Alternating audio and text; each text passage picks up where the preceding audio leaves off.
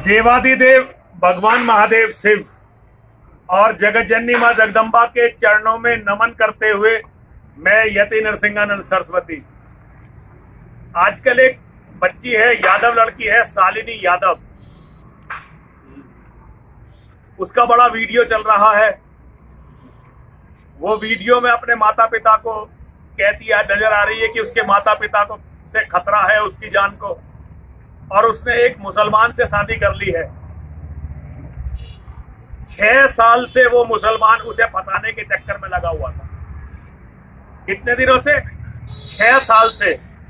और वो लड़की अपने घर से 10 लाख रुपए लेकर उस मुसलमान के साथ गई। कितने रुपए लेके गई? 10 लाख रुपए। अभी मेरठ में जो लड़की जिसकी लाश से मुसलमानों ने हाथ भी काट दिया था, क्योंकि उसने हाथ पे अपने प्रेमी का नाम लिख दिया था, मुसलमान प्रेमी था। जालंधर से, पंजाब से वो लड़की लाई गई थी भगाकर, मेरठ में मारकर गाड़ दी गई थी, उसका गर्दन काट दी गई थी और हाथ उसका अलग कर दिया गया था। वो 25 लाख रुपए के गहने लेकर अपने घर से भागी थी।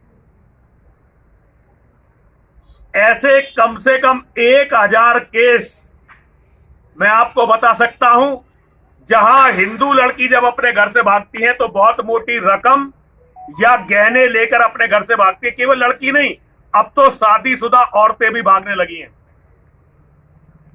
आज हिंदू लड़कियों को पटाकर उनके घर से पैसे मंगवा लेना, ये मुसलमानों का सबसे पसंदीदा कार्य हो गया है। केवल एक लड़की फंसानी है, वो उनके प्रेम में पागल होकर आएगी, अपने घर वालों को गाली देगी, घर से मोटा पैसा लेकर आएगी, उसी पैसे से मुसलमान मुकदमा लड़ेगा शादी करवाने का, वही पैसा पुलिस पर खर्च करेगा, उसी पैसे से कुछ दिन मौज मस्ती करेगा।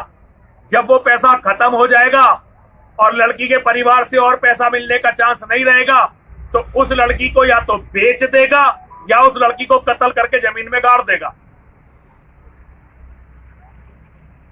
मेरठ में अभी वो जो माँ बेटी का जो किस्सा हुआ था, जिसमें मुसलमान प्रेमी ने माँ और बेटी दोनों को मार दिया था, वहां भी यही चक्कर था। एक हंसते खेलते परिवार की औरत को फंसाकर उसके पति से तलाक दिलवाया, तलाक में एक मकान लिया, प्रॉपर्टी से लिखवाया और पैसा मिला। जब तक वो पैसा मिलता रहा तब तक ऐश करता रहा। पैसा खत्म हो गया तो माँ और बेटी दोनों को मारकर गाड़ दिया जमीन में। उसी घर में जो उनका माँ बेटियों को, जो उस औरत को पति से घर मिला था ना, उसी घर में गाड़ दिया जमीन में। आज मुसलमानों को केवल लव जिहाद में ये नहीं है कि केवल औरतें मिल रही हैं, आज औरतें तो मिल ही रही हैं, उन्हें इसमें बहुत सारा पैसा भी मिल रहा है, क्योंकि हिंदू के पास और कुछ तो है नहीं, केवल पैसा ही पैसा हिंदुओं के पास रह गया है। हिंदुओं के पास ना तो बाहुबल है, ना ही उनमें दम है, ना ही उनके परिवार मजबूत है, ना ही उनकी तरफ से कोई बोलने वाला है, ना ही उनकी तरफ कोई धर्मगुरु है, ना ही कोई संगठन है, ना ही कोई नेता हिंदू की आवाज उठाने वाला है। शायद ही कोई दिन ऐसा जाता हो जब सोशल मीडिया से 5-6 लड़कियों के इस तरह बर्बाद होने का हमारे सामने कहानी ना आती हो। पूरी दुनिया में केवल भारत एक ऐसी भूमि है जहां मुसलमान को क्राइम करने का, हमारी बेटियों को बर्बाद करने का, उन्हें कत्ल करने का मुआवजा मिलता है, पैसे मिलते हैं, सजा तो होती नहीं उन्हें। हमारे डासने का एक केस है, मैं सबको बता चुका हूं। पुलिस का एक सिपाही था, उसकी बेटी मुसलमान के साथ भाग गई थी। उस समय सरकार शायद मायावती की सरकार थी, बसपा की सरकार थी। पुलिस वालों ने कहा, भाई इस बाबा के चक्कर में मत पड़, हम तेरी लड़की लाके देंगे। आज भी वो हिंदू यहीं रह रहा है, और जो मुसलमान उसकी बेटी को लेकर भगा था, वो मुसलमान भी यहीं रह रहा है, मसूरी में। डासने से जाकर मसूरी रहने लगा, लेकिन उसकी लड़की का पता नहीं, वो मार दी, बेच दी, क्या हुआ किसी को पता ही नहीं। लोग बाग ये मानकर बैठ गए कि हमसे तो मर गई। और अभी सुप्रीम कोर्ट ने बहुत अच्छा काम कर दिया है हिंदुओं में, क्योंकि ना अकल है, ना संगठन है, ना हिंदुओं का कोई धर्मगुरु है, ना नेता है, कोई लड़ने वाला नहीं है। ये जो बेटियों को संपत्ति में जो अधिकार इस तरह से दे दिया है ना, अब लव जिहाद में जब हिंदू की बेटी मारी जाएगी उसके बाद उसकी संपत्ति किसे मिलेगी ये भी तय कर लो हिंदुओं। अभी कहीं ऐसा ना हो सारी दुनिया को धोखा देकर, अपने धर्म को धोखा देकर तुम ये जो संपत्ति जोड़ रहे हो ये सारी तुम्हारी बेटियों के कातिल लेकर चले जाएं। मेरी बात को मजाक मत समझना, ध्यान से इसके बारे में सोचना। ये जो इतना पैसा तुम कमा रहे हो, ना धर्म के लिए कुछ कर रहे हो, ना देश के लिए कुछ कर रहे हो, ना अपनी कौम के लिए कुछ कर रहे हो। तुम्हारा ये पैसा तुम्हारी बेटियों का, और थोड़े दिनों में बेटों का कत्ल करवाने लगेगा। मुसलमान करते ही हैं।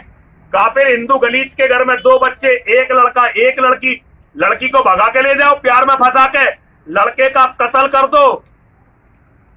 थोड़े दिनों बाद वो संपत्ति जब ले लोगे उसके बाद चाहे लड़की का भी कत्ल कर दो, बच्चे तो उस लड़की से जितने होंगे वो मुसलमान ही होंगे। संपत्ति अपने आप सारी मुसलमानों की हो जाएगी। ये बहुत दिनों से चल रहा है। मुझे पता नहीं तुम लोग इसके बारे में जानते हो या नहीं जानते हो। नहीं जानते हो तो जानने का प्रयास करो, और जानते हो तो भैया लड़ने की कोशिश करो।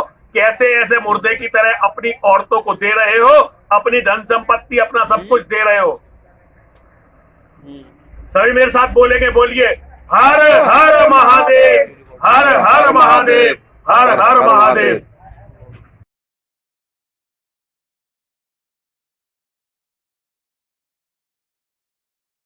भगवान महादेव शिव और जगत जननी मां जगदम्बा के चरणों में नमन करते हुए मैं यति नरसिंहानंद सरस्वती शिव शक्ति धाम डासना एक संदेश हिंदुओं को देना चाहता हूं।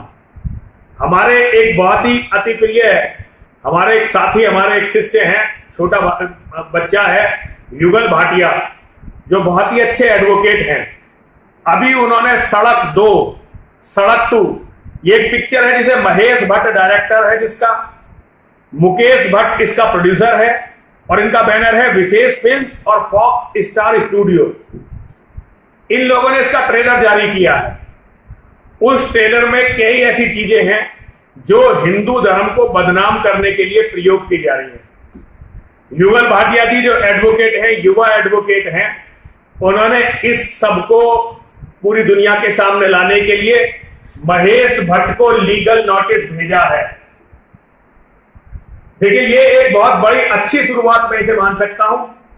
उन्होंने लीगल नोटिस भेजा है महेश भट्ट को, और वो इसे कोर्ट में भी खींचेंगे और कोशिश करेंगे इस फिल्म पर बैन लगे। वैसे भी सोशल मीडिया की ताकत ने इसके ट्रेलर को दुनिया का मोस्ट डिसलाइक ट्रेलर बना के रखा है। तो ऐसे में जो युगल भाटिया जी ने महेश भट्ट पर केस डाला है, मैं युगल भाटिया जी को बहुत बहुत आशीर्वाद देता हूं, बहुत बहुत साधुवाद देता हूं। उन्होंने ये बहुत अच्छा कार्य किया है, और उन्होंने ये केस डालकर आगे के लिए, यदि वो पूरी मेहनत से इस केस को लड़ते हैं और महेश भट्ट को कोर्ट में खींचकर इसके लिए सजा दिलवाते हैं, तो आगे को किसी की हिम्मत नहीं होगी कि वो हमारे धर्म से, सनातन धर्म के प्रतीकों से छेड़छाड़ करे, या उन पर अपमानजनक उनका प्रयोग अपनी कहानियों में, पिक्चरों में, या किसी भी चीज में करे। मेरी बहुत बहुत शुभकामनाएं युगल भाटिया जी के साथ हैं, और साथ ही साथ मैं नौजवानों से निवेदन करना चाहता हूं कि सभी नौजवान युगल भाटिया जी का भी सही सहयोग करें और उनसे प्रेरणा लें। जहां भी कहीं हिंदू धर्म के खिलाफ कोई कार्य हो रहा है, सनातन धर्म को बदनाम करने की कोशिश हो रही है, उसका विरोध करें। आप यदि विरोध करना भी सीख जाएंगे तो सनातन धर्म बच जाएगा। तो मैं एक बार फिर बहुत बहुत शुभकामनाएं, बहुत बहुत साधुवाद, बहुत बहुत आशीर्वाद युगल भाटिया जी को देता हूं, और मां और महादेव से प्रार्थना करता हूं कि उन्हें सफलता दे, और उनका ये कार्य सनातन धर्म के लिए पथ प्रदर्शक का कार्य करे, ऐसी मेरी शुभकामनाएं हैं।